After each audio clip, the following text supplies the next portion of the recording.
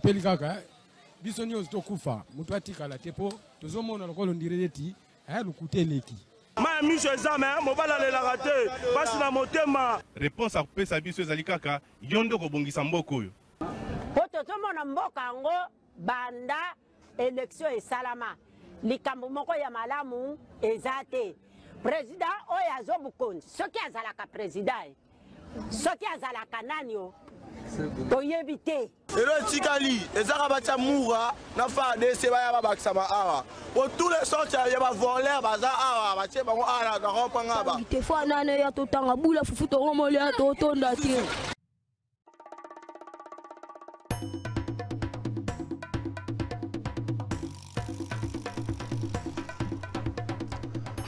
Lundi 2 septembre 2024, Mbote na Binonyoso esika bozali, Mbote na ba Congolais prix de paix, Mbote na ba Congolais à Motema Molamu, Mbote na bandeko nyonso banga République de moitié du Congo, lundi yango, c'est vrai, rentrée scolaire et salemi mokola lelo d'une manière timide, bana bazali belé na banzelate, nous espérons que ça fièvre ya motalibo ya journée à liboso moto yebi que opinions a divisé dans Gambo. Il y a ministère de l'éducation, certains syndicats pensent qu'il faut gréver, causer la gouvernement pour répondre na ba mbela ya enseignant le kola ba ko senga $500 ba msusu ba banzi ete ebongeli na biso kobanda kozongela nzela ya kilasi rentrer moi timide mais d'une manière officielle rentrer au salema lelo ministre ya éducation nationale ministre de l'éducation nationale za ko la sango na ngambo ya Chikapa kune papa ministre provincial ya finance basé Pembe Njale na Kinshasa la butu ya lelo yo Masasi Beti Makasi na prison centrale ya Makala tentative d'évasion na prison centrale ya Makala Masasi Beti bato bazoki mingi basusu pe bakufi bato bazoki na prison centrale ya Makala ngwana kote kuna nzele ezali mwa bloqué ba service à sécurité pe renseignement ba médecin na mosala place wana baza koloka ba comprendre nini eza ko salema na kolandisa na likambo oyo mama première ministre pe mokambi ya gouvernement asili koyebisa na ba kinoa ke situation ezali sous contrôle ba vaquer librement na ba occupation na bango rentrée scolaire salema ndenge sengeli équipe moko etiami en place pona koluka kolandela koyeba ndenge nini makambo salami kuna na ngambo na EP ministre Constant Mutamba ministre d'État ministre ya justice asili koyebisa na bandeko ke azalaki na ngambo ya Kasai ya Kati Mobembo na ye poisonga mbango na Kinshasa ayeba na kolandela likambo wana ya prison centrale ya Makala oyo pona ye eza ko ressembler na acte moko de sabotage na ngonga oyo tata mokonzi ya kolo azwami na libanda ya mboka. Constant Mutamba a signalé que il est fort avec il est interdit à la foule, il a interdit à la foule le transfèrement des magistrats des parquets na Makala na ba détenu nyonso. Donc ministre Constant Mutamba pekisi na ngomikolo sauf na autorisation na transfèrement ya ba détenu to pe ya ba bato bazwami na problème na justice na prison centrale ya Makala soki bazui autorisation na yete wali zali makambo salamaki na butan lopeti na tongo no ba mesure oyo zoli bato baza na plateau est-ce que baza d'accord na ministre Constant Mutamba lobi a martelé likambo ya désengorgement ya ba prison akosala ngona lombango accélérer likambo wana likambo tali CPRK ako accélérer pe délocalisation projet de délocalisation à CPRK ya prison centrale de Makala ba accélérer projet ya délocalisation na yango. Espérons bien que kosale malombango po Congo toyebi mayebanda katoyebi pe ndenge suka kamera aussi na ministre Constant Mutamba tongi toyeba pe rapport ya processus de désengorgement bato balaki boni olongoli bango boni batikali boni ndenge ni oza ko gérer bato ndenge ni eza ko sale makuna eza likambo moko malamu na ngambo na ye Monsieur le Président de la République Félix Antoine Tshisekedi Tshilombo na sima ya conseil des ministres ya vendredi na sima ya kolancer officiellement misala ya Pepsi na mboka na biso azwaki pepo akendaki na ngambo ya Chine esika wa peza ko participer na 9e sommet Chine Afrique tata mokonzi ekolo elongo na délégation monene ezwami kuna na Chine esika za ko participer na sommet wana na kati ya délégation wana bato bazali ebele tomoni bongo ministre ya finance Doudou Fwamba ministre ya finance Doudou Fwamba azali na ngambo wana kuna pe ya Chine ake ko accompagner tata mokonzi ya ekolo ministre Doudou Fwamba na sima mosala monene ministre Doudou Fwamba ye wana azwami pe na ngambo ya Chine ake ko accompagner tata mokonzi ya ekolo na sima mosala monene asikala ko sala na Kinshasa mokolo ya vendredi na 11e conférence na 11e conseil des ministres wana mboka Doudou Fwamba arrivaki ko faire adopter pour la province à problème, la province victime d'agression rwandaise, arrivaki ko faire adopter par la bango na conseil des ministres soutien financier qui permettre na bandeko wana basala mama kambo na lombango basala mama projet o etali bongo likambo ezako simba population la direct bato wana bavika na kimia bavanda na kimia bazanga ya kolia te na conseil des ministres wana mwana mboka Doudou Fwamba arrivaki kosala likambo wana ba mesure wana ezali suite ya session extraordinaire de la commission tarifaire tenue le 20 août 2024 plutôt où ils allaient s'inscrire dans la logique et à continuer les actions entreprises dans le cadre de la lutte contre la vie chère dans ma province Doudou Fwamba azali ko bunda na likambo wana yango wana arrivé kozwa mesure wana na totika la kala Doudou Fwamba juste bongi bo pesanga photo na ye kala mingi te mission moko ya FMI na bokasi toujours à Doudou Fwamba kozala awa na Kinshasa mission wana ko ya pona ko discuter deux programmes où ils allaient évaluer bongo na 2,5 milliards de dollars ministre Doudou Fwamba za ko bunda avis d'ambassadeur d'information lors de la réunion du conseil des ministres du vendredi 30 août dernier l'Argentine nationale a indiqué qu'à travers ces deux programmes, le gouvernement pourrait mobiliser jusqu'à 2,5 milliards de dollars américains à raison de 1,5 milliard de dollars américains pour 3 ans au titre des FEC et 1 milliard de dollars américains pour la RST. La mobilisation de la RST reste tributaire de l'existence préalable d'un programme FEC ainsi une mission d'équipe RDC FMI séjournera à Kinshasa du 5 au 11 septembre 2024 pour collecter les données nécessaires à la négociation de ces deux programmes qui pourraient intervenir au mois de novembre courant. Botala Moussala, ministre Azosala. Ministre Azosala, na Moussala, équipe FMI Kozana Kinshasa, du 5 au 11 septembre, pour la Kotala Nengenindi, comme deux programmes, Oyo Motako, Nangoy Kozala Bongo, évalué à 2,5 milliards. Mais quoi que soit, na ministre Doudou Fwamba na mosala azali kosala. Martin Fayulu azonga ki mokolo ya samedi na Kinshasa. Martin Fayulu carton plein. Martin Fayulu na yokeli Adolphe Muzito mawa tango na kotala public wana. Na yokeli Adolphe Muzito mawa kulutu na ngai Adolphe Muzito la titrisation des terres. Dans le programme Adolphe Muzito la titrisation des terres. Ko titriser babelo Mongo naza contrôler to boto lango na no bongo to titrizango so to boto lango te titre wane ko sana kaka milelo na milelo. Merci beaucoup Martin Fall. Na fait une vidéo Martin Fall ça signe aigle te et ça vidéo mo Martin Fall moni bato ba bela c'est pas ça signe aigle ndeke mo ka lekili ko la kisi mo moni aigle ça signe aigle. Martin Fall azonga ki mokolo ya samedi na njile sika sala ki meeting na ye a rappeler importance pour na ye ya cohésion nationale. Alobi Bongito Solola a rappelé peu la population échec la gouvernance il y a union sacrée échec la gouvernance il y a union sacrée et Bongito Solola semaine où to bandi lelo Martin Fayulu a fongoli une série de consultations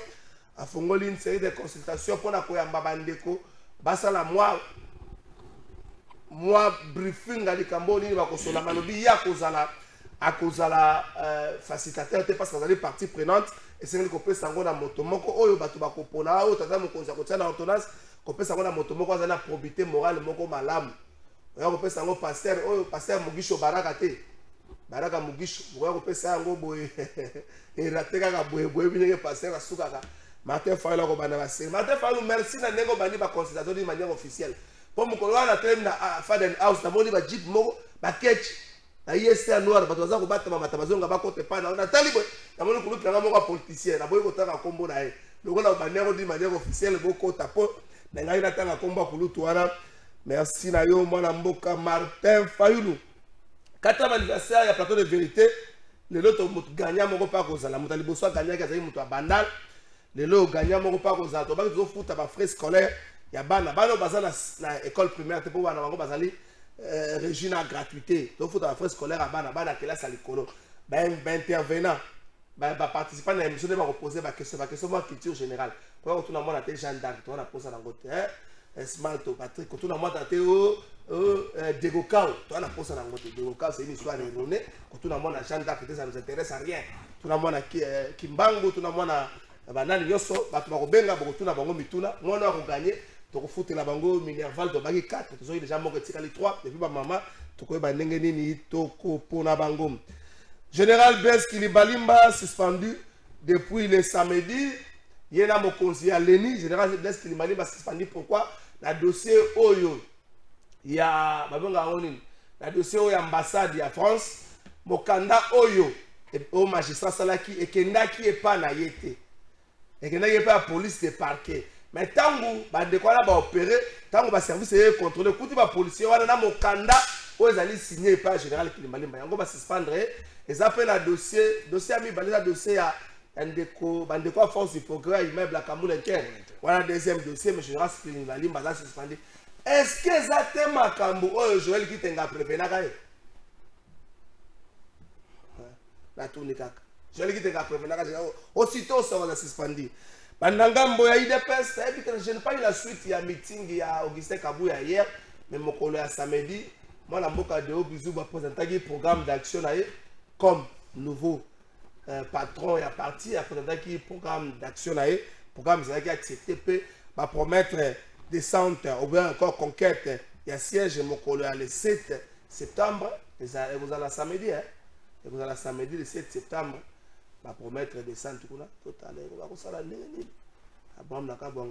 moi sport moi sac moi vélo na cadre ka se maintenir abam la kabanga Maki Mukeba il n'a pas si mbote Maki Mukeba za vivant aza makasi na solo na tonga aza makasi Maki Mukeba ikoso na pesi mbote Patrick Chaba smart on a pesi mbote matondo mingi ndeko nanga trésor na misi na tonga lelo je crois que na pesi ko batana mbote na pesi ba trésor na biso nyonso na tonga lelo na pesi le secrétaire général de l'IDPS de Obizi Plazali na pesi ba national nyonso baza autour de lui mbote na pesi ba nanga nyonso mbote na pesi ba gretoise ba nyonso mbote place bisika bazali na pesi ba nyonso oyo baza na posa ke moko kende liboso mbote na pesi chef de l'état mbote Plazali matondo de délégation na Plazali sans oublier encore la région de la République monsieur Doudou Famba place Azali. Merci beaucoup Ndeko Mike Hussein na pesi mbote. Oui, merci beaucoup Ndeko Tozo Kalafai.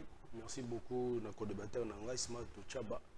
Et merci beaucoup à nos téléspectateurs. Nous sommes à le plateau de vérité. Il y a le Kokissi 4 ans. Je profite pour vous présenter, pour vous souhaiter plutôt joyeux anniversaire. Merci. Et puis bon, vous continuez toujours dans le Sala. Et sans oublier la Pessimbote, la couple présidentiel, le président Martin Fayoulou, la première dame Maman Esther Fayoulou. Donc, bazongaki mokolo ya samedi, dengo tukoloba awa, il n'y a pas de commentaire. Donc, la population a déjà tranché.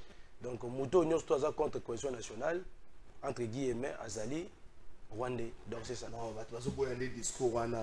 c'est ça. Non, vérité, vérité. Ils ont plateau de vérité. Ils ont plateau de vérité. C'est-à-dire que non, nous sommes en train d'appeler la cohésion nationale. Mais ceux qui m'ont taboué, Azanan. Si quelqu'un est ennemi de la République, il est qui? Parce qu'aujourd'hui, Mboka est agressé par les Rwandais. Ceux qui m'ont taboué, même bateau, on a qui ont boyé en lobby. Les lobbies comme ils ont bien en sénacé. Et noté, voilà. T'es nan utaye mais bagoya. Bangono su bagoya. Poto ndima faulu la démarche poto mona lisanga bonganga au sorti wana sali communiquer moko nous. Mais lisanga bonganga ça réunion secret non. Merci beaucoup. Bangono su bagoya pour mes até. Ndeko Smalto tentative d'évasion na Tongo na Butu pe Tongo lelo na ngambo ya prison centrale de Makala. C'est vrai la suka to mona ka yango baza tentative pour mona tsema bimaka amataka bana moto bo akei vers Batamati ayeko bima mais cette fois-ci on note plusieurs morts, plusieurs blessés. Dans les Cambouana, une situation pas bonne pour la Bissona Tongo Aleloyo. La mesure est zoami. Le Premier ministre a rassuré la Batouké. L'équipe de sécurité est mise en œuvre pour la colocation hôtel dans les Cambango. Batouba Baké librement dans l'occupation de la Bango, surtout bien Bakinois. Le ministre de la Justice a payé ça la foulée, transfèrement. Il y a Batonio sur la problème de la justice. Dans le Gamba Makala, ceux qui basent sur l'autorisation de la magistrat. Ce que ça, mais c'est beaucoup prise à la va-vite. Ou encore à Luka qui a contenu les camarades. Il faut noter que le ministre de la Justice a appelé la question de Gamboya Kassai. Oui, je salue d'abord en passant son excellence Constant Moutamba, qui, pour nga, a un modèle pour la jeunesse. Vous comprendrez que tant que tu m'as dit que l'Oba qui est tant de jeunesse et diriger ma caméra, que ma caméra peut changer.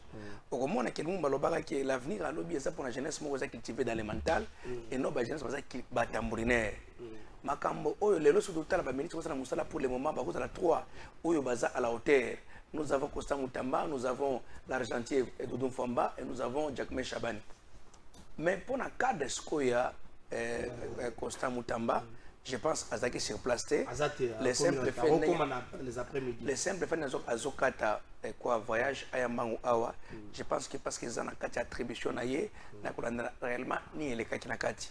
Yonanga ils ont une heure du matin qui pour me bêta manette un film et Rambo. Tu comprends ce qui s'est passé tantôt non ils ont courant ils peuvent percuter tantôt côté non ils ont qui va kima ou tantôt on ne comprend rien, mais tous les réseaux sociaux, ils ont koufi par-ci par-là, parce que et l'autre, nous appelle Esaboui. Il est vrai parce qu'un prisonnier, tant qu'on y a Kima, et l'autre, il bosse d'abord, il faut garder, il faut neutraliser. Pour neutraliser, ça, c'est comme un été. Donc, on met ma colo avant de nanga. Oui, parce que tout dans la prison, basa dossier n'est pas côté.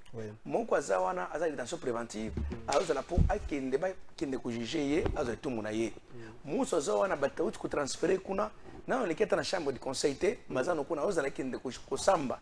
Mais malamoko, au monde pas innocent, na mulupawana, abima, azumuma. Vous comprenez à peu près? Et dans le sens où on sait que sécurité, c'est la sécurité, il faut la macasse, va renforcer au moins tout basala tamulaï na prison, bas service dans la prison basala tamulaï. Mais il faut qu'on ait battu en at. Il faut qu'on mais ça déjà la prison, ma solo quartier, moi je suis bazo ensemble. Donc moi me sentir que les prisonniers ils sont parce qu'ils vont familiariser. Nenye moko na banani ba société à la police oyo.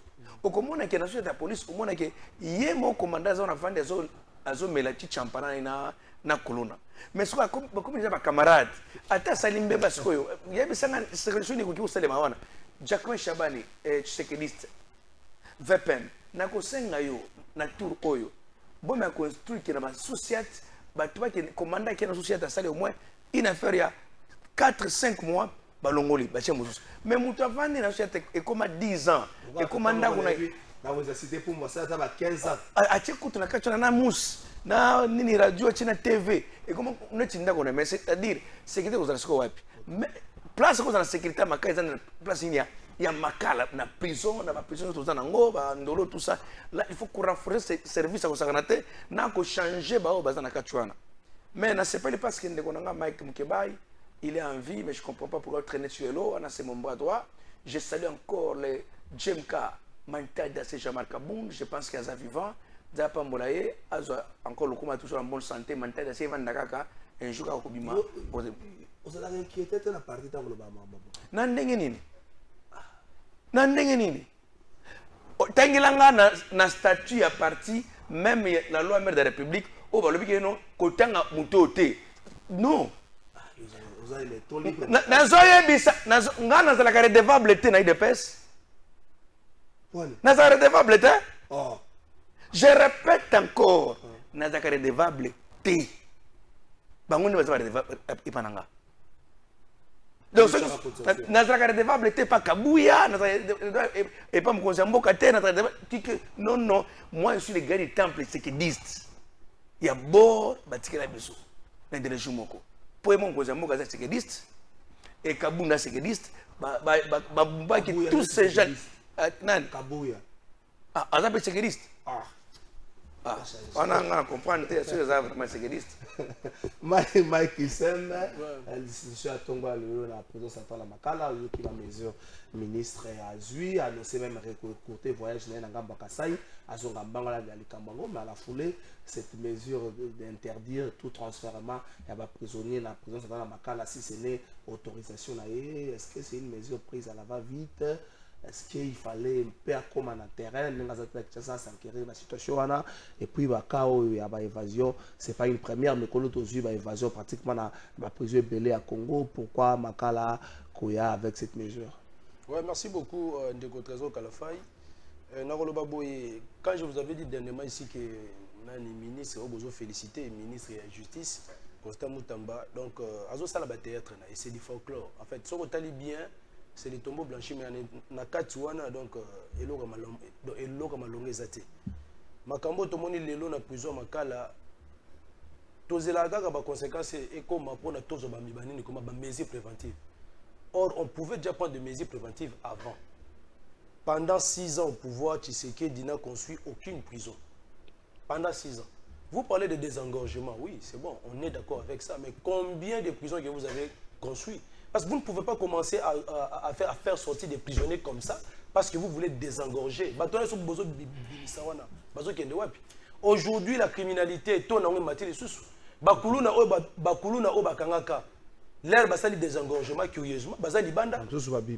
Donc, les lois, la cité, donc, bazana insécurité totale. Or, désengorgement, transfèrement, il faut salement d'un site à un autre. Mais, comme bazana bango na vision pour gérer biso, voilà pourquoi pour na bango que désengorger veut dire faire sortir, donner la liberté à tous les prisonniers. Comme baza aujourd'hui plus de 10 000, ba bimisa 9 000, bazonga 1000. C'est ça le problème. Donc, je peux dire comment c'est l'impréparation à Banderonabiso et IDPS ou le bazana pouvoir. Nous, on a un programme bien ficelé, manifeste de Kisangani, dans lequel nous avons tout élaboré. Aujourd'hui, on parle de la justice, mais ce n'est pas Constant Moutamba d'instaurer l'état des droits. Non, il est dans le système qui est incarné par Chilombo. Chilombo, dans 56 ans, il n'a pas pu instaurer l'état des droits. Or, l'état des droits, c'est un processus. Si pendant 6 ans, il n'a pas pu, tu penses que dans 2-3 ans, il tire le salon? Non. Il y a Chilombo avec l'UDPS, il y a Bisso, Moussala Makasi à Rosala. Moussala Penza à Makasi. Mais quand cela ne tient, on a présenté des condoléances parce qu'on a appris que non, il y a eu des morts. Il y a eu des morts, malgré que Bazo n'a pas communiqué dans le côté, il y a eu des morts. Il y a des gens qui sont morts. Tu évites ceux qui sont prisonniers, qui sont en prison, ceux qui sont paisibles citoyens, qui Kotambola, donc on ne sait pas. Mais il y a eu des morts. Quand cela ne tient, en tout cas, nous présentons nos très sincères condoléances aux familles éprouvées. Mais tous les gens il y a UDPS, parce que Baza Penza a une très mauvaise politique, surtout dans le domaine de la justice. Il y a un moment où il y a tout fanda, tout solo là, pour nous mettre un peu la nini, parce que le président alimentaire. C'est-à-dire, on parle de la cohésion nationale. Donc, justice, il n'y a aucun certain de la vie sociale où ils ont marché. Il y a des personnes qui ont balabala. Pour te dire, IDPS, nous sommes à la limite, mais IDPS, tout ça. Ils vont parler la même chose. Pour l'instant, on n'a pas besoin de le parti est un, il n'y a pas des arrêtés. On a besoin de théâtre, le pays va très mal. On va mettre un peu de l'eau dans le vin. Baza, Bandeko, ils sont ici des mêmes pères politiques qui Etienne Tshisekedi, il y a Koboya Bitumba Yakabuya te, Akoboya Bitumba. Il commence à défendre sa Kabuya. Non, nazo défendre te, Akoboya Bitumba Yakoboya te, bango tout Baza Bandeko, Baouti et pas Etienne Tshisekedi, Wazali père politique, né Martin Fayulu. Et je pense que le président lui Martin Fayulu n'a pas consultation, Akobenga Basmato Chaba, n'a pas Kabuya Baya pour mettre un peu de l'eau dans le vin, afin de nous mettre ensemble. Il va jouer la médiation. Comme il a toujours fait. Merci beaucoup. Smalto, on va revenir dans Makambouana. Général Blaise, il a patrouille à l'ENI, suspendu depuis le week-end. Suspendu lundi et samedi. Nuit à dimanche à lundi, attaque la prison. Initiative à Bandaki, par exemple, le patron, le colonel a télé Maranadina, va vécu la bataille au monde à Roleba Makasi, pour éviter que comme vide. Est-ce que ça a été prophétie à Joël Kitengende qui savait? Oui, oui. Je pense que il y a un débat où on a fait. Un débat on a fait par rapport à mon co-débatteur. Mais on a matissé débat. Ok. On a matissé débat parce que na côté na terre avec non. Tellement que na grand joueur. Observé. Non observé non. Mais il y a un débat où. Mike. Non, c'est Mike. Tu sais qu'il se contredit. Tellement de contredire. Oza libosoya Nkishidom. Donc quand on parle de Makambo, il faut réfléchir 2 fois avant de prononcer. Comme mbisi na soupe. T'as la seule bas, ok? Il parle d'abord de l'IDPS. Est-ce qu'il est concerné? IDPS est notre parti politique. Yosa la Mouka. Parlez de votre parti politique. N'a jamais que l'on m'a parti moussouté à Paris IDPS. C'est ça, nous. Comment vous avez dit aux autres il te lioté? Mais le but, non, attendez, n'a pas ça de recadrement. Petit Yawapi. Moi, j'attaque. Azoa l'andamakamou des pestes, pourquoi? Parce que tout ça, le débat, il y a eu des pestes. Tout ça dépend en Boka. Bah, Costa Moutamba, Kilimbalimba, tout ça. Mais, au côté de des pestes, au moment des pestes, et tel lieu tendingini. Au moins, on a côté de la place où on va capturer Moutou parce que ni débit, ni sur ma camboté. Occupe-toi de tes oignons car la cuisine sera bonne. Et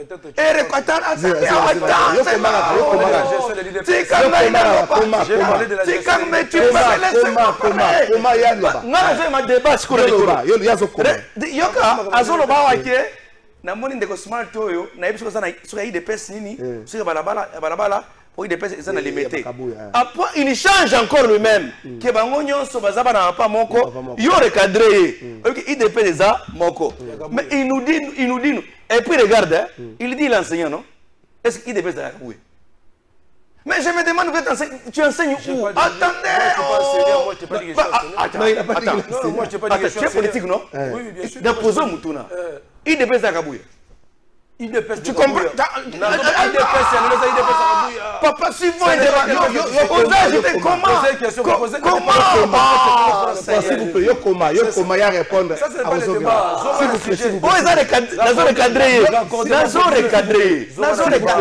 S'il vous plaît. Vas-y, on sécurise. Non, nazo recadrer ma kabolobia. Nazo apprendre que IDPS est la kabouya été la fachite est ngaité IDPS est héritage batika la vision par les 13 parlementaires. Donc c'est-à-dire IDPS c'est la base des akabilo. Maintenant quand toi tu viens ici dans Makamoué bien côté c'est un débat. Non non non cadrer yo mais non. C'est là ministre nanga. au fongola qui brèche wana tika. Non non je pas de la gestion de l'IDPS. Il rappelle concerné yoté. Je rappelle le fait. Vas-y. Bon, c'est exact musique nanga. Pourquoi Aza agité? Il faut voir comment. Je vais t'apprendre pour les choses aujourd'hui. Comment s'il vous plaît de comment? IDPS ça va. Les peuples nous regardent. Je n'ai pas parlé de l'IDPS. Laissez-moi parler, non? Je parle de la gestion de l'IDPS. Sécurisez-moi. S'il vous plaît de comment, s'il vous plaît. Yotikala comment? Au salaki au fongola qui brèche moko tika raconter la presse assisa azonga na sujet toi là brèche fongola na azonga assisa azonga na sujet exact minute là c'est laissez-moi parler. Je vais conseiller mon frère Mike, tu sais quand tu fais un débat surtout dans la partie politique où il y a yoté ne parle pas de parti politique bango l'homme comme Mboka où ils sont concernés. Mais laissez-moi tu parles de on reçoit ça pour répliquer on reçoit ça pour répliquer si quand il y a 6 on reçoit ça pour répliquer non s'il vous plaît il y a Sissi Ninaï, il y a pour répliquer. À l'obéli DPS, à l'obéli. Ah si ça prêche, avant si ça va une minute, mais 8 heures bloqué. Avant ça va une minute, à côté de la question, vas-y. Une minute si ça brèche, on côté la question. Une minute, vas-y. Aussi si. Et 1 minute là. Exemple démocratie, n'a qu'à répondre à ta makamba Kimalimba. J'aimerais répondre ça. Mais on a zone cadre nous. Vas-y. N'a pas plus de time. C'est pour le dire toi. Que ma campagne de PES est concernant un terme ni de près ni de loin. Occupez-vous de ma campagne bino, tout le monde. Donc prochainement, il ne parle pas de ça. Parce que si vous avez maîtrisé Tangote, yo osa mis sur l'union de la pilipili, aussi pour Tango, tika monoko il y a pilipili pour le message Tangote. Pour comme un maille, mais mis sous pété. Donc pour le débat, autant que tu as n'hésitez plus encore d'envoyer des PES et talioté. Donc laissez-moi parler ma campagne, il y a Blaise Kilimbalimba. Ok. Quand on a dit que suspendre Kilimbalimba, mais Moussala n'y a pas suspendre. Ok. Il y a un pour des bons temps. Tout le monde a suspendre. Suspension va révoquer. Comment on appelle suspendre pour 3 jours? 3 jours. Quand on me parlait, il y en a Joël qui tengue. Non, ils ont prophécité. Il y a ça pour faire ça. Alors, il y a ceux qui ont mis caca. Lobby dans 48 heures. C'est ce qu'il avait dit, non? Mais avant de qu'on conteste, il y a Makamone, ou à Salaka, Yejol Kitenge, qui n'avait rien à voir avec la République. Mais Oyo, Oyo va condamner, il y a faut du progrès. Il y a l'ambassade de France, ouais, c'est ça, les places, on va se suspendre par rapport à ça. Vous savez, quand vous êtes général... Est-ce que Jacques Chabani a un peu tenu sur la tête du ministère? Mais écoutez, je répète encore, parmi les ministres à IDPS, nous avons sa distinction à Chabani. Ok. Dans l'intérieur. Parce que Chabani a pousse, il y a ce qu'ils disent. Au moins, Chabani à l'intérieur, dans la défense. Côté Batié, Constant Moutamba d'abord, il n'est pas de l'IDPS. Donc Constant Moutamba, c'est un opposant. Azan est un Fayoulou, c'est un opposant. Tu aurais péché Ndeye. Il n'est jamais de l'IDPS. Il n'a jamais été de l'IDPS. Il n'a pas la campagne comme président de la République. Donc, Moutamba et Fayoulou, Bazaka comme les opposants. Mais quand Tango a côté Chikoyo, Azopé ça pousse, il y a que faire voir Batouké, la justice est pour la boîte mboka. Puisque depuis, le ministre de la justice, le ministère, Makambo Oyo, il y a modernisé la justice, Oyo, parce que les Boston, parce que les pété. Mais tu sens que la jeunesse a yé, n'a idée, madame. Pourquoi ça veut beaucoup? Il n'est pas de l'IDPS. Mais nous, on acclame quand quelqu'un a fait de bon travail. C'est-à-dire ceux qui ont vu à Moutou Pété, ils ont Koufi. Ils ont paramètre en réalité. Mais moi, je parle ici, et moi, je parle ici pour féliciter Constant Moutamba, Moussa Sala. Donc, pour vous dire encore aujourd'hui, si Général va expandre, à ma tête qui peut mingi. Ok. Au moment où on m'a timing, comment vous pouvez peser les colons moi mingi? Vous pouvez peser les colons. Comment t'as mingi te? Zalaka na tabu hotel qui sont dans les locaux. Retomber nango ekoye langa ndengen. Parce que lui a une cabine d'avocat, il est général. Bon, avant de faire ça, c'est qu'il a demandé qui conseil, n'avocat est-ce que je peux faire ça? Nous sommes en la répression sur les plans juridiques. Mais or, il ne fallait qu'il passe ça dans étant donné que les ambassades. Ils ont créé des diplomatiques militaires. Et ceux qui créent en gros, perdant, c'est la République, c'est le chef de l'État. Et vous arrêtez, et coïncider, Congo la France, Babunda. Ce qui s'est passé, nous connaissons tout cela qui touche nos occasions et les catés. Troisième des choses pour Constant Moutamba, nous voulons, au moins, on ne suspend jamais. Mais nous voulons voir, on dirait une suspension na Congo, balongola ka yango na dictionnaire. C'est quoi ton idée que suspension et ça à tous les niveaux. Même chez vous ici, quelqu'un joue ici, va suspendre. Sauf qu'une église, on suspend. C'est dans l'institution. Mais nous voulons ça coup de pouce et expansion. Même la ministre de la révocation va révoquer. Vous avez la ministre, on a promesse là. De Mike.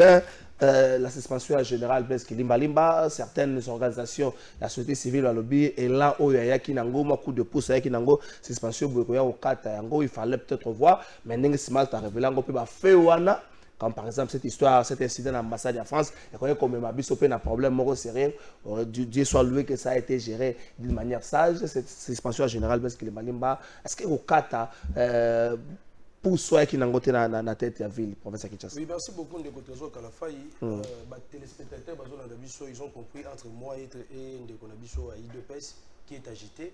Donc, on a IDPS comme fait privé. Moi, j'ai toujours dit que non, il tient Tshisekedi est parti avec son IDPS.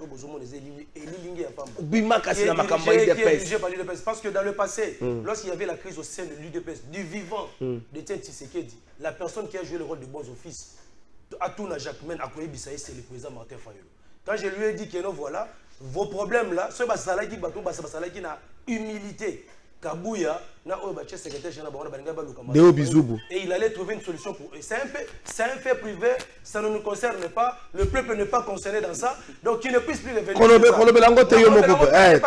parle de la gestion de l'UDPS pendant 6 ans, ils n'ont pas pu instaurer l'état de droit, voilà les conséquences aujourd'hui à Mwana. Je reviens maintenant sur votre question. Vous avez vu que l'un de vos confrères, Chango, il a été agressé tout simplement parce que je suis passé sur son plateau, condamner les actions de la milice du Force du Progrès. Il y a eu deux PES. Il a été agressé.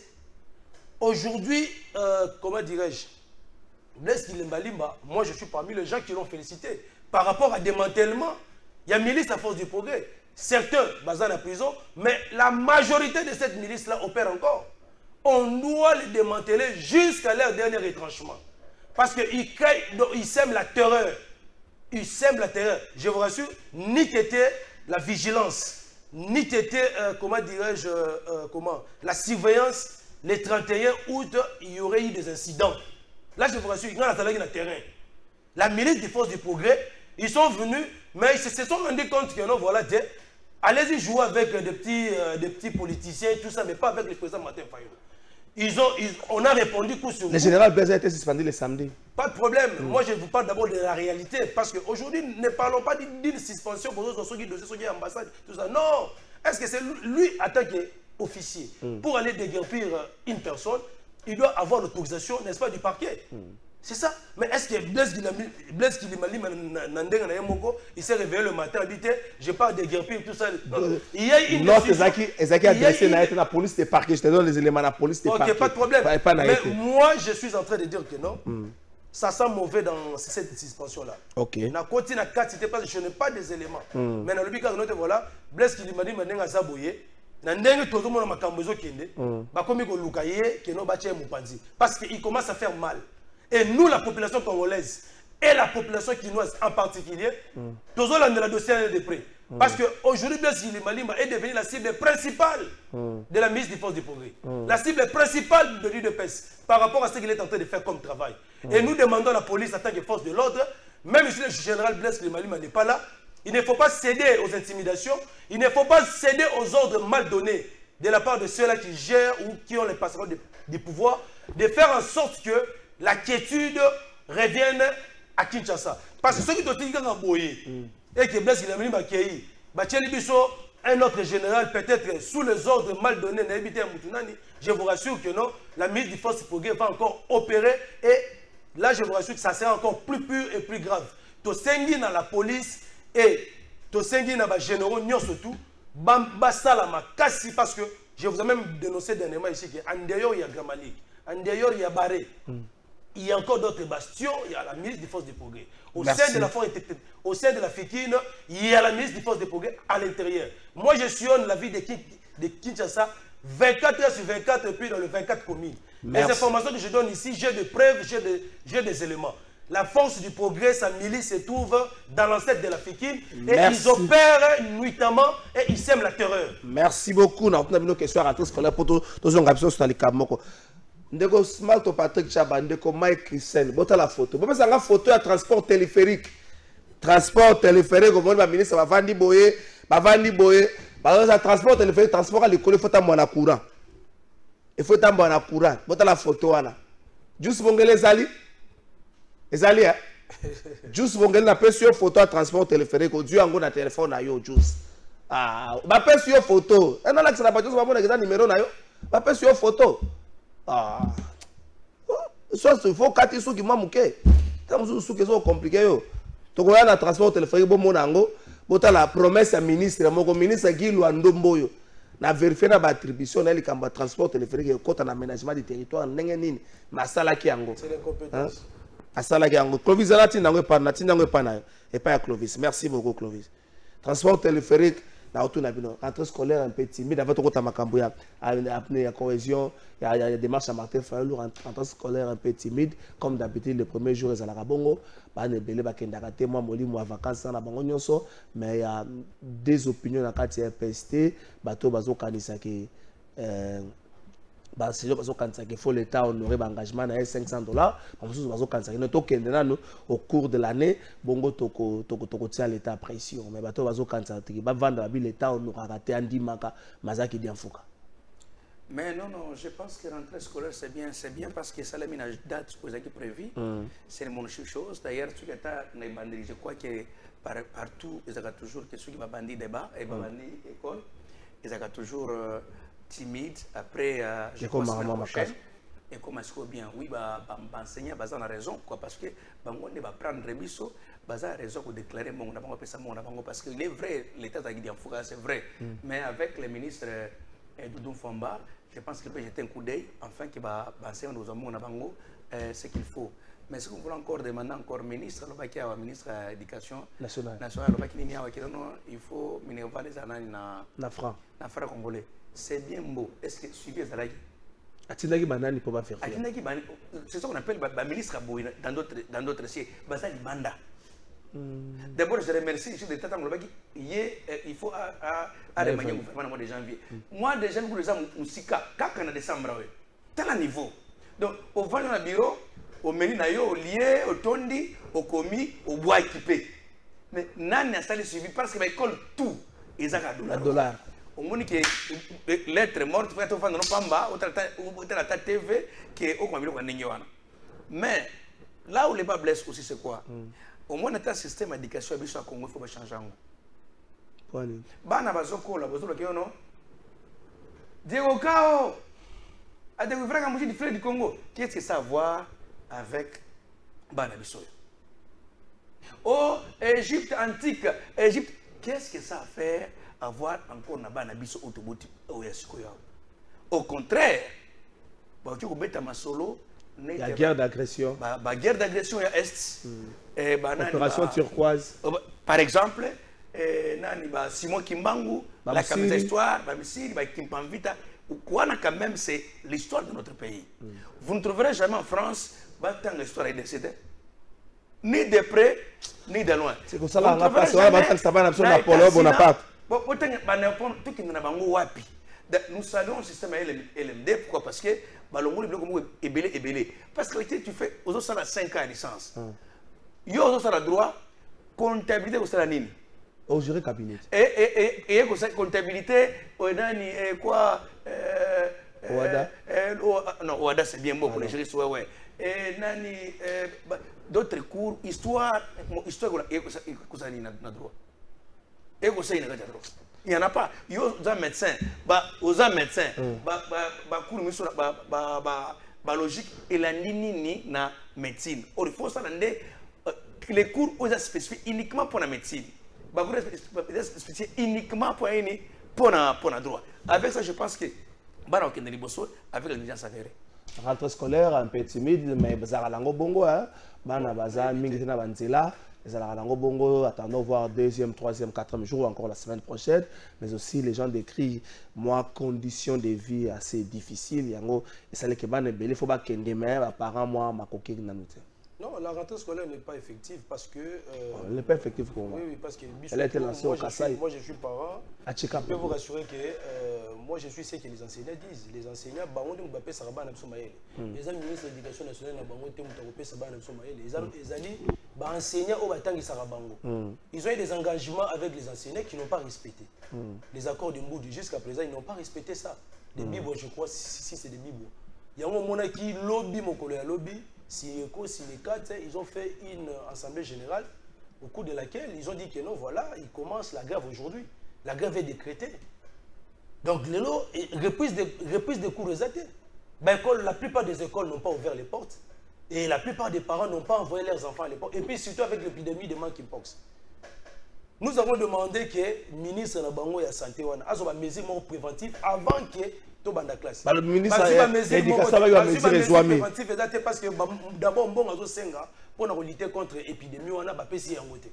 À ça, il y a une phase de la vaccin que Talibanda pour entre guillemets éviter un saison pour lutter contre l'épidémie ou bien pour aggraver la situation. Donc, à ce stade, la rentrée scolaire n'est pas effective et la gratuité étant vantée par Smart, heureusement, le loi légué dans le plateau, il n'a pas parlé de la gratuité parce que la gratuité, déjà, il y a moins de difficultés par parents, il faut sauver la moine uniforme, il faut foutre la moine à compte à frais scolaires.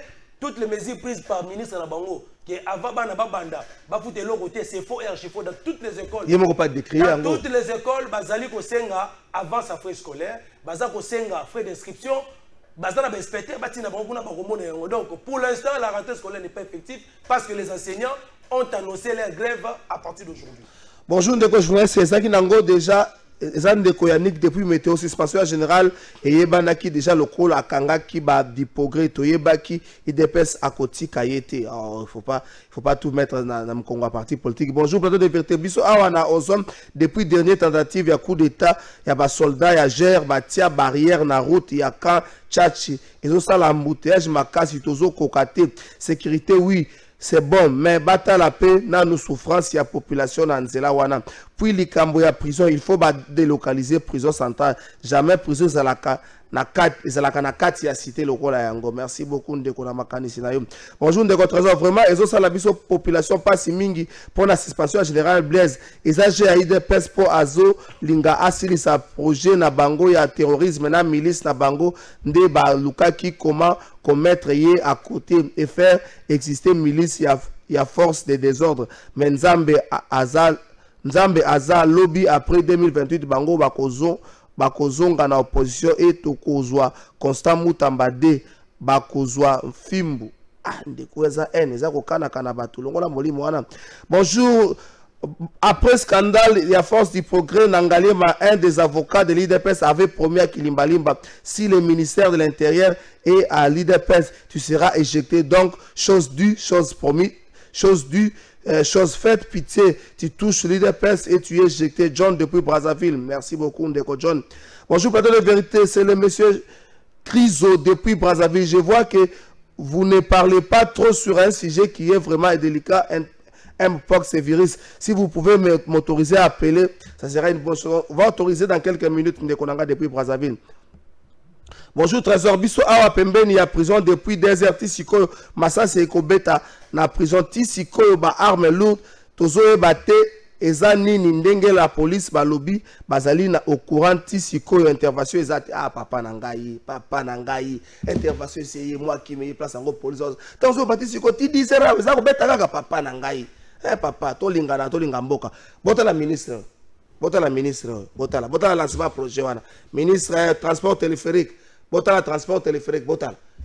Boyebi transport projet wana. To mata likolo, to tambola likolo. Dana tanga moi contenu nango to tambola likolo. Rétro juin 2023, construction bientôt d'un téléphérique révolutionnaire à Kinshasa. Le contrat d'ingénierie a été signé entre la société turque Mulvest et le ministre de l'aménagement du territoire, Guy Luando. L'idée est d'améliorer les infrastructures de transport dans la capitale congolaise. Selon la cellule de communication de Guy Luando, cette ligne de transport aérien et par câble va relier deux gares, dont celle de Linikin et la station Triangle à Mongafula, avec une longueur de 2 km. Ce téléphérique aura une capacité de transport quotidien de 5000 passagers. Les travaux débutent en juillet et se terminent en décembre 2023. Pepele News m'a rappelé. Depuis le week-end, les consommateurs m'ont rappelé. Et c'était avant le gouvernement Julie Soumine. Le monsieur est revenu ministre sans que personne ne pipe mot. Est-ce que la politique tue le pays? Est-ce que se peli sabatu nenge bati le koba ko le labo bazui magazo wa ministère bela zuite eza ko boma mboko yote? Non omoni mboka oyo omoni ba ministre belé ba signé biloko il a signé le tel même muto nano ya dani oyo Mouabilo oyo nous avons signé, on va construire des maisons. Vous comprenez à peu près? Moi j'appelle ça comme populisme. Donc tout ce que les messieurs sont en train de faire, c'est pour tromper la face du monde qu'il y a ça. Nous voulons voir au sein des Kamouémo et Namisou. Je pense que c'est la raison du chef de l'État aujourd'hui. Il faut revoir la Constitution de la République. Pourquoi? Parce que au moment où nous sommes majoritaires. Il faut que nous soyons quota. Tout ça va député Bélé. Il faut que quota des commissions Congo Boy. Parce que chaque personne qui a travaillé pour la député Bélé, il faut un ministère. À éviter à son niveau, mon côté, n'a pas pu être 10 ministres, 15 ministres. Nous avons 15 députés, madame, le ministère de l'entreprise. Il faut changer par rapport à Biloko. Parce qu'avec le même système de jeu, comment continue à inventer, on recule par rapport à ces gens-ci. Vous trouverez aujourd'hui, l'IDPS est en train de travailler avec un gouvernement en synergie. Et l'IDPS a combien? L'IDPS a 7 portefeuilles. Vous comprenez? Maintenant, 7 portefeuilles, il y a un député tel. Donc, à temps sans idéologie, tant qu'il est recommandé par son maître, donc vous devez l'accepter parce que vous m'appelez le prendre comme tel. Le prendre en tant que tel. Ce qui est beau, Togolongwa. Et comme ce qu'on appelle Mikaka, comme intimidation. Alors, si vraiment nous voulons que Congo ait un lobby et que des parce que Congo vous en est pas oyo. Parce qu'il faut que Congo ait un lobby, chef de l'État, et les cas, parce que nous trouvons les mêmes gens. Tant que nous sommes à Cambo, les mêmes gens hier, moboutistes, Le lendemain, Kabilis le père, Kabilis le fils. Les lois comiques, c'est qu'ils sont plus purs que Bissot, qui est plus pur que Maman Marthe. Mais ces gens-là, à cette origine, il y a coupé ça dans je vous assure que le Congo n'ira pas. Même le Bumba fait ça, Bumba fait ça. Moi, les bandits, merci beaucoup. Ndeko omoni photo wana transport téléphérique promesse ya ministre Guy Loando lancé avec pompe ba meme biso mokolo moko bakena na intendance basali makambo na bango jusqu'à aujourd'hui personne n'a donné des explications to vandi soko nena totuni bango boy ko finga mande to koti na sere nango ba kotinda batu moko boye ko finga mais au finish même batango ba kangama na transport. Oui, merci beaucoup de votre trésor Kalafai. Aujourd'hui, on a Smart Tchaba, Aza vous condamné, comment dirais-je, ministre. Il est congolais avant tout. Non, ministre Nabango, il y a ni comment ça dit, union sacrée, Aza na gouvernement chapeauté par Maman Judith Soumenoa sous la supervision ou bien la vision éclairée de Balobaka. Il y a Chilombo.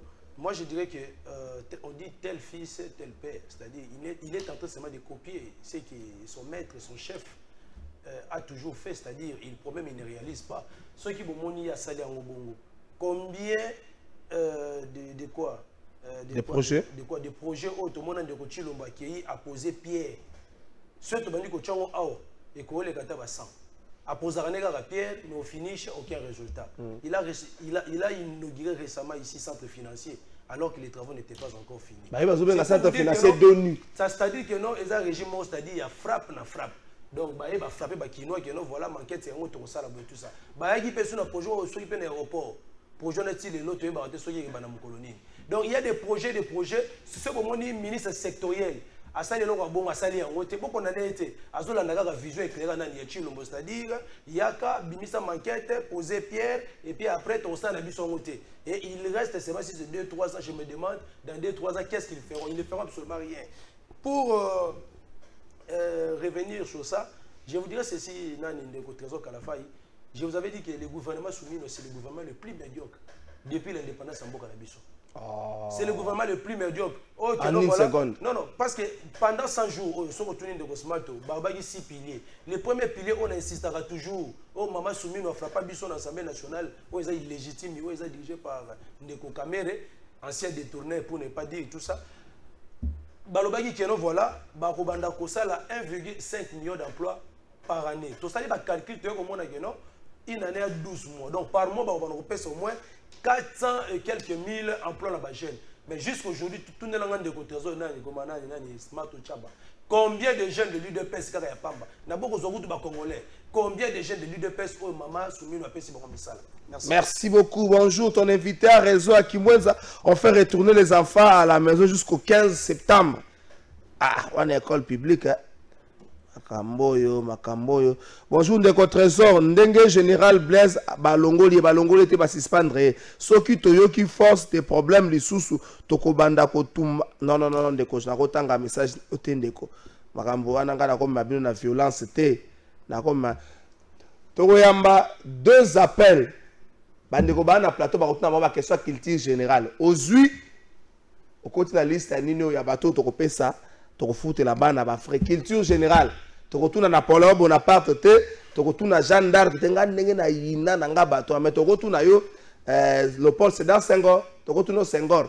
Culture générale, des questions, mais tu as la paix compte, tu as la situation en Boka. Tu as la situation en Boka, tu as la question, tu as la situation en Boka. Martin Fayoulou, enfin. Martin Fayoulou de retour à Kinshasa. Mokolo, il y a samedi, Martin Fayoulou. Comme dans ses habitudes, Martin Fayoulou a fait un plein. Bon. Je ne verrai pas aujourd'hui qu'en politique, tu peux te plaindre parce qu'ils ont ça la rabis un peu. Pour ceux qui ont un débat, ils plaindre, ils ont un débat, ça débat après. Parlons du contenu. Il y a Makamo Maestro fait la loba qui na meeting na professionnel bando pour la souka de Cosmalto. Beaucoup souka na démarche wana dengene. Cette semaine, à travers le secrétaire général de la SID, on annonce début. Il y a début plutôt à la consultation au Bandi Yambo, tout le cas phase il y a dialogue.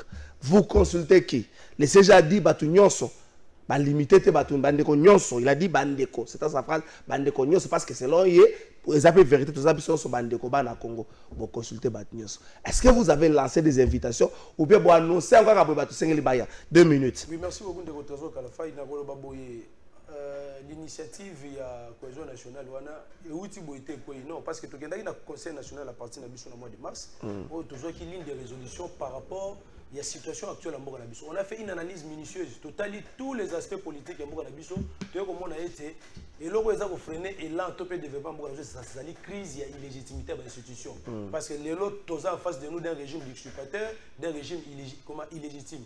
On ne peut pas continuer toujours à dire vérité des îles, illégitime, tout ça, pendant que le pays est agressé, pendant que plus de 100 localités occupées par les Rwandais sous les labels Anani, il y a M23. Il y a un moment où le président Martin Fayulu, en tant que patriote, en tant que digne fils de ce pays, à le biais non, mettons nos égos de côté pour faire un front commun contre nos agresseurs. Il y a un Nobaki, na meeting de la cohésion nationale, Oyoto Salaki, na Mambenga, était terminément Rosala, vérité, réconciliation, cohésion nationale. C'est-à-dire toutes les parties prenantes de Rosalawana. C'est-à-dire c'est un dialogue entre les Congolais.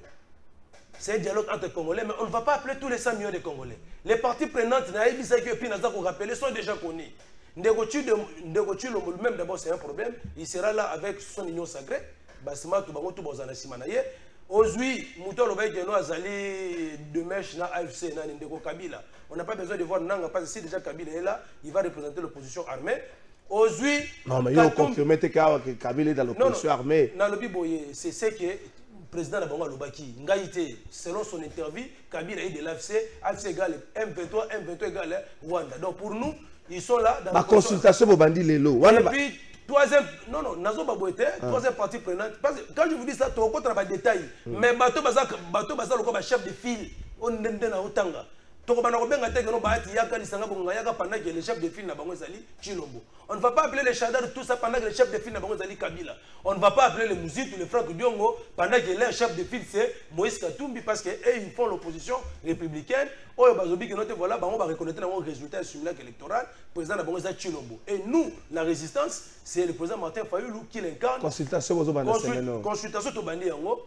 C'est-à-dire, tu relances l'invitation à tous ces acteurs donc, quand un message tous ces acteurs politiques, il y a même des contacts informels. Okay. Ils se sont en contact avec nous, nous sommes en contact avec certains de nos frères. Nous sommes des frères, nous sommes les enfants de ce pays ici. On n'est pas là pour commencer à dire que notre tout ça. Boya, Tokuta Nakati, si on doit se dire des vérités, ce n'est pas sur le plateau des vérités. On doit les dire dans ces discussions-là. Et c'est pourquoi, aux hommes de Bisso, Babylon, nous sommes soutien public. Tokolobango soit en interne dialogue, yo sala ki boye pona nini, balasima ko sala boyete, pona ko sala réconciliation en fait de créer un front commun contre l'agression au mboka na biso sali victime. Au boy cohésion aux Rwandais.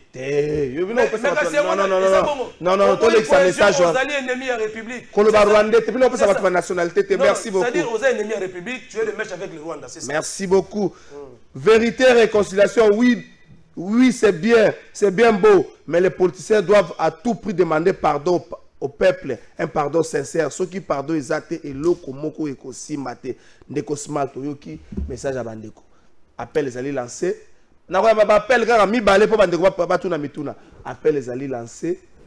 Est-ce que beaucoup répondre? Bino, le coup la union sacrée, ba lubi ba invitation papier koyate pour tous abresso so bana tata moko République démocratique du Congo. Oui. Vous voyez que mon frère Mike, tant que tu as attaqué Guy Londawa, il y a le ministre a eu des PSE après qu'on change, qu'il y a un ministre union sacré. C'est-à-dire, au moins qu'il y a une ligne de PSE, il vient s'adhérer, il n'y a pas de problème. Donc, les portes sont ouvertes, il y a un côté de PSE parce que nous avons mis, venez s'adhérer. Donc, c'est pour dire quoi, nous à notre niveau, nous à notre niveau, dès qu'on a vendu Boye, on a un séqueliste. Ceux qui n'importe qui n'a idée, à la ministre ou à Bisso Salim Beba, n'a quoi attaquer. C'est comme ça, c'est comme ça indiqué. Nous, c'est séparer les biens et les mal. Ceux qui Chabani Salim Beba n'a quoi attaquer réglementaire. Bumbaza, il y a un parti. Il dépasse. Et pourquoi je vais attaquer? Parce que Azawa n'a pas papa n'a été, maman n'a été, Azawa n'a pas na combo il dépasse. Qui est son chef? Donc, à côté, attendez, à côté, qui ça? Sonité, il dépasse. Deuxième des choses. Ce qu'on peut dans la constitution, madame, n'a pas chef le ministre. Qui est le chef? C'est un premier ministre, le chef du ministre. Ce qu'on peut dans la comment faire. Le Premier ministre et le chef du gouvernement. Vas-y. Besoin qu'ils aient Fachi Makambo est ministre. Oui, parce que Fachi a la droite pour révoquer ministre. Oui, il faut qu'on ait le donc Fachi n'est pas le débat national. C'est qui? Premier ministre. Comment il avait demandé à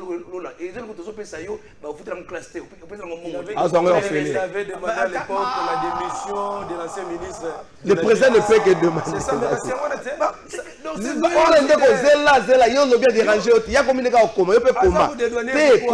comment mon frère Mike Zana Makila wana comment longola bolimo lisanga bonganga comment nazo pesa ye matière au université s'il vous plaît Mike tu te contredis pourquoi autant il faut parce que Guy Luando chef de premier ministre j'ai dit tout le monde Fatite mais quand Fatite est qu'on a dit dans Makambo parce que Fatite lui-même n'est pas le débat dans l'Assemblée nationale donc c'est le premier ministre à ce débat donc ne mélangez pas l'élection des serviettes.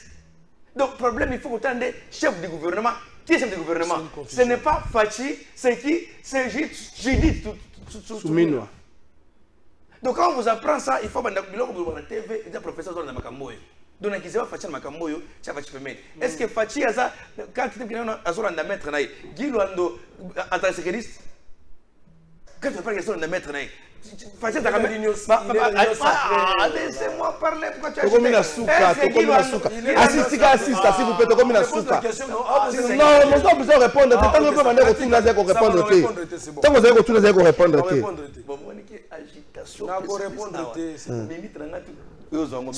Quand toi tu parlais, moi j'étais calme, j'écrivais. Le mal, c'est quand nous parlons, j'arrive à écrire. C'est pour dire quoi, les ministres, quand ils font des bêtises, nous devons les attaquer à tous les niveaux. Les banatines à Kati. Appel à Fayoulou, en une minute, appel à Fayoulou. Non, je crois qu'il y a un temps qui, comme on a été depuis l'émission, Tina Souka émission, Naza porte-parole à Fayoulou. Bon, Kende. Dans le but, Naza porte-parole a été. Il faut que tu aies porte-parole. Chef. Donc, moi, parlez-moi, chef de l'État, mais pas un individu. Donc, comme Moutunaïa se place là, il y a un merci beaucoup. Et monsieur Komina Souka appelle les athées. Donc, juste appelle les athées, pas là, Marababana classe. Appelle les athées. Dès que message de répondre, de répondre, merci. Appel à WhatsApp. Autorité na koya mbato na tika. Alors, question na mbato na tika. Demandez qu'on vengue en retard. Donc, Nego Limbisa appelle et Royal Lobby. 2 personnes qui sont en charge de par rapport à l'invitation. Tout le monde est au plus tard, vendredi, tu continues la série Oyo.